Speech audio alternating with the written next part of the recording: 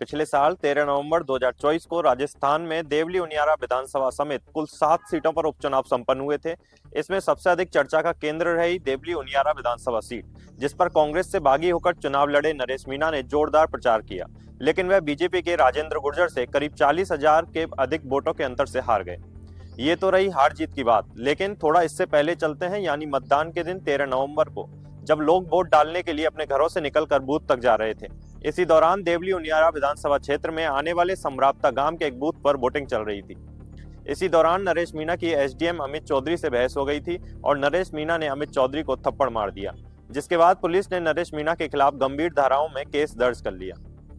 जिसके बाद नरेश मीणा और उनके समर्थकों ने समराप्ता में अगले 48 घंटों के अंदर जमकर पथराव किया। एसडीएम समेत टोंक जिला निर्वाचन अधिकारी सौम्या झा को ललकारा, लेकिन इन सबके बीच समराप्ता में वो उपद्रव हुआ जिसकी किसी ने कल्पना नहीं की थी।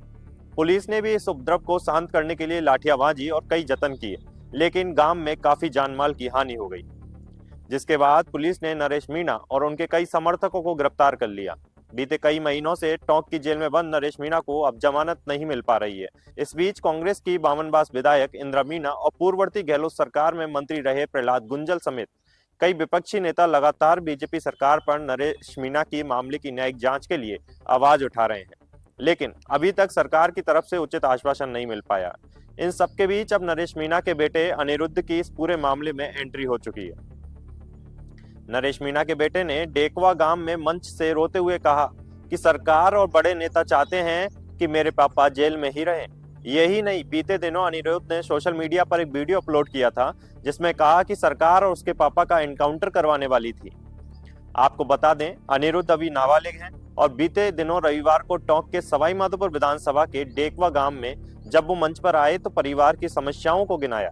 अनिरुद्ध ने कहा कि मेरा परिवार कितनी कठिनाइयों से गुजर रहा है। जिस दिन मेरे पापा को जेल हुई उसी दिन छोटे दादाजी की हार्ट अटैक से मौत हो गई थी। रोते हुए अनिरुद्ध ने कहा कि मुझे और मेरे परिवार को उम्मीद है कि आप इस संकट में हमारे साथ रहेंगे।